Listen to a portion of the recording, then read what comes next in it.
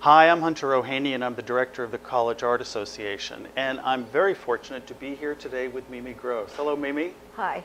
Thank Glad you. to be together. Thank you. Yes, and it's been nice to catch up about our time in Provincetown together. Yeah. We have spent a lot of time there. We do. But thank you very much for inviting us into the home of the foundation that was set up by your parents. And it's really amazing, and we're going to get to talk about lots of that stuff. Right.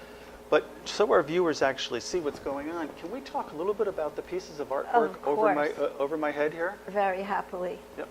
So this is by Manny Katz, who was a great, shall we say, French-Israeli-American painter, and it's a Purim boy. It's a Milton Avery above the woman in blue. Wow. And next to it, this is by Orozco, Mexican master. This is by Louise Nevelson when she was very young, and she was my father's student. And this is by Marston Hartley. And you said I could take this one home, right? Well, you might try. We might catch you at the door. I saw you had good security here, so. Yeah, we do. Yeah. Above it is Francis Chris. Yeah. He's a great painter. And the two dark men, the surreal paintings by Federico Castellan, a Spanish-American painter. Below it is by John Metzinger, a great friend of Leger, and strangely postmodern today. Yeah. Above it is by Raphael Sawyer. Wow. And I don't know how far you go, but next to it is by Louis Guglielmi. It's a great Depression painting. So we're in the house that your parents, or your dad worked, right? Tell us a little bit about your father's career. His career? Yeah. Well, he was a carver. That was his prime interest in his artwork. He came to America as a teenager, age 17, and went to the Educational Alliance and studied there and then taught there. And he studied with Eli Nadelman. He studied with Robert Laurent. And before that, he started as a painter. And John Sloan was his teacher and saw his drawings were very dimensional and said, why don't you try studying sculpture? And he took to it immediately, and that was his love. And the building which that we're continued throughout his life. Yeah, the building that we're in now on LaGuardia Place, how long did your parents have this building? They got it in 62, 63 when they moved in, and they were looking for a place that would be a permanent home for his work and for his collection. I grew up in Harlem at my home had all these things in it, but not this building. Right. And he always had a studio in the village. That was his territory. And was your mom a maker as well, too? She took care of everyone. Did she? Good for her. So she was probably one of the busiest people in the household. She was very busy. Yeah. So you said you grew up in Harlem. Tell us a little bit about your education. Well, School of Hard Knocks. Yeah. You know, I went to High School of Music and Art, and then to Bard College. After 2 years, I went to Europe and spent several years there, and that was a major part of my education. What was that like growing up with an artist family? Who was coming around the house in those days? Who were your parents chumming around with? Well, my other father was Raphael Sawyer, and I posed for him a lot and got to know him very close. Yeah. And Milton Avery, who also came to Provincetown, and knew him in the summertime. Right. And you traveled and you spent summers in Provincetown. Since I was a little girl. Yeah. I mean, part of the reason and why still do. Yeah. One of the reasons why we're here is to talk about this spring-summer issue of the Art Journal, which really talks about artist legacies. And you have a great piece in here on page 129, which really talks about the legacy of your parents and the Gross Foundation here. And so we'll get into some of that. But what brought your family to Provincetown? Well, that's actually a sensitive subject. First of all, it's an artist colony, so it's known. But they had spent several summers in Rockport on Cape Ann, and which also is an artist colony. In Massachusetts. In Massachusetts. Came the period before World War II started, and World War II started, and anti-Semitism was very widespread in New England, and they heard that Provincetown was liberal, which it still is, Right. and or it's maybe not as liberal as it once was. And it was a Portuguese fishing village. It was unlike general New England, and so they migrated there and loved it, stayed. Yeah. And your family ended up having a house there, and that's how you ended up being able to go every summer. Yeah. So you were trained as an artist yourself. There's the lovely picture of you at the beach making a painting. Tell us a little bit about your artistic career. My career itself, well, it's what would call it the bumpy road to somewhere. Okay. I've had several, you could call it emerging moments, where there was a notoriety of a sort. But I've been working since I'm a teenager very seriously as a painter. But I've worked with many materials, mainly to paint them. And that's been my quest in life. I'm a figurative painter, but I've tried many different things. And I've done a lot of costumes and sets for dance, in particular what Doug was done. And when I was married, we did a lot of movies with animation, and that was a lot of artwork as well. And you were So married. my career in terms of gallery life, I showed with several different galleries which closed, and so right now I don't have any gallery, though I had 2 shows very recently. And you were this married. spring. You were married to Red Grooms, as Yes. you said. Yes.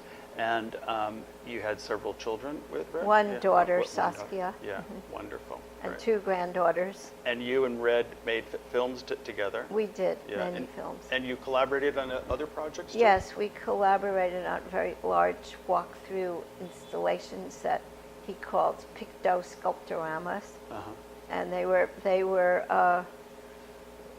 gigantically room size. Right.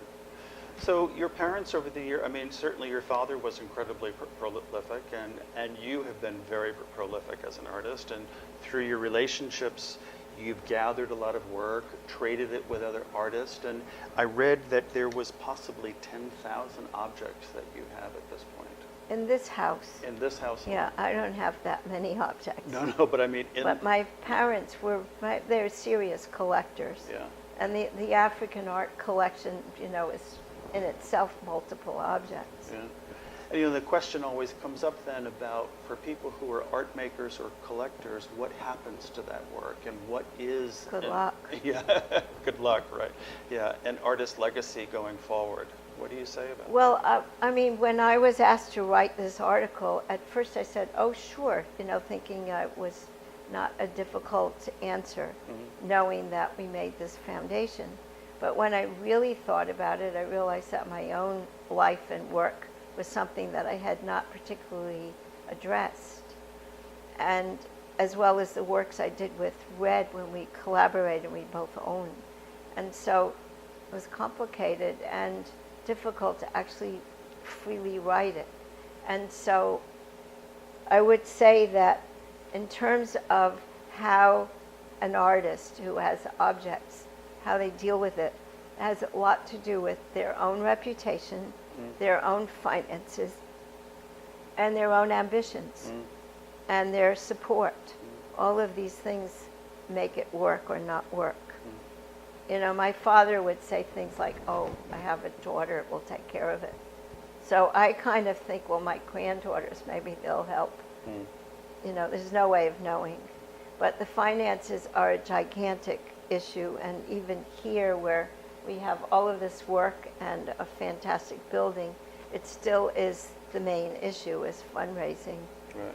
And again, we're here at LaGuardia Place in the Village in New York, and so people can actually come and see the work. Oh, yes. And they can contact the foundation and make an appointment and have a docent-led tour It's of the open work, to the public. which is great. Oh, we were well situated here. I say we because I helped my parents get this together. Well situated when Soho was extremely active as an art center. Yeah. And so people were visiting galleries, and then they knew my father or they heard about him and they would drop by and visit. and that sort of evolved that way.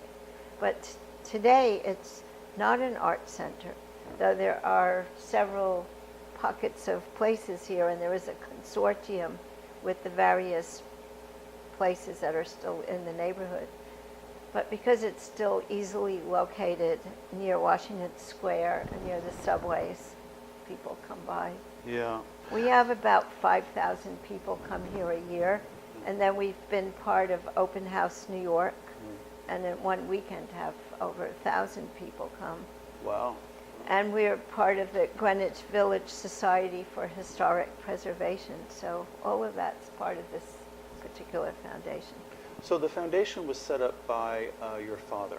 And by his friends. By his friends? They did it as a birthday present at one point. While he was still alive, they set up the foundation. And so did he set the original mission for the foundation when they set it up? Or? No, he was modest, you know. It was done around him. Yeah, yeah. So it was done around, so it was his friends basically who got together who decided that, Yeah. And I think I read that he thought, oh, maybe it might last 10 years or so, or 20 He years. went like this, yeah. We tried to make a gift to, of course, NYU, you know, them principally since they're neighbors. They own the building next door, for example. And we went to City College and Pace College, to the New School, to Yale University. There were quite a few genuine almost, but he offered the building with everything in it, and but without the millions of dollars that are needed to keep it going. And so in the end, a friend said, well, why don't you just make your own place? And in Europe, it's very, very common for a home and a studio to be that artist's resting, place for people to visit. So it was based on that. And we don't see so much of that in the United Famously, States. the Delacroix home and studio that people Sure. tend to visit in Paris. And so some of the conversations that your family had with the institutions in the area, they were hopeful in the beginning, but then it didn't resolve. Exactly. Yeah. It took a lot of time. Right. So what do you envision will happen to all this work 50 years or 100 years from now? I don't. Yeah. It's way beyond my envisioning. Really? Yeah. I do believe some of it will remain. It's just there's no way of knowing what will happen to any of us in 50 or 100 Of course, years. of course. It's a very big question mark. First of all, we might be underwater. Yeah. But In this part I of hope New not. York, our future director hopefully will be a fundraising person, and hopefully he does believe in the sustainability. He does believe that we will continue, and with that in mind, hopefully we'll have classes, more visitation, and more of a educational outreach. I think that will help sustain here. So if you were to give advice, now that you've spent so much time doing this, but if you were to give advice to artists in their 40s, 50s, or 60s who are thinking about their legacy and what will happen to all that work, what kind of advice would you give them?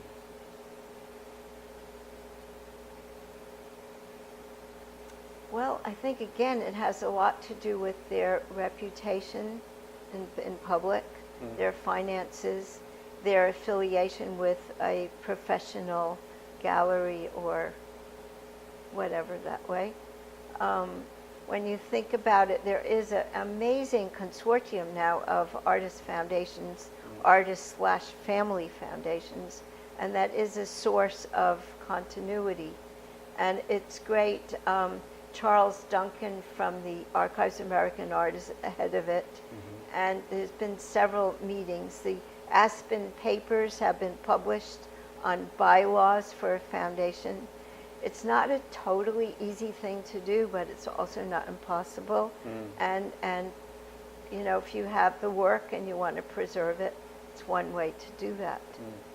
Another is to make gifts to the many, many university museums, small museums all over the country that are eager to increase their collections. And do you work to try to place some of your father's work in those museums and I've started to, collections? yes. And you find that to be valuable. Beyond valuable. Yeah. There's now a sculpture that I gave to the Metropolitan Museum that's on display. Fabulous. Between Edward Hopper and Charles Demuth. Oh my God, Yeah, how wonderful is yeah, that? it was thrilling. Yeah. And also, we were talking earlier, you have 3 staff people, or you will with Correct. your new director here. But just the idea of keeping track of all of this work and where it is, particularly with a prolific artist like your father, it must be a mind-boggling task. Well, fortunately, we've had really great interns, really great work, and we're kind of pioneers if you compare us to other foundations that are much younger. Mm-hmm. And so basically everything here has been inventoried, although Wonderful. new things are always being found. Like last week, my granddaughter found a whole bunch of new things that were not discovered before. Wow. And you would have thought by this time you would have opened up all the drawers. Yeah, you'd think. Yeah, that's great. Well, I hope we get to see you at a College Art Association conference, and maybe we can even bring some people who I come to would the conference. really urge you here. to bring guests here and be part of your organization. Well, that's more wonderful. active part. Oh, that's wonderful. I want to thank you for your time today and also for participating in the spring version Well, of the Art Journal. congratulations on the issue. It's just beautiful. Yeah, no, it really is great, and there are great artists in here and a great section by you in here.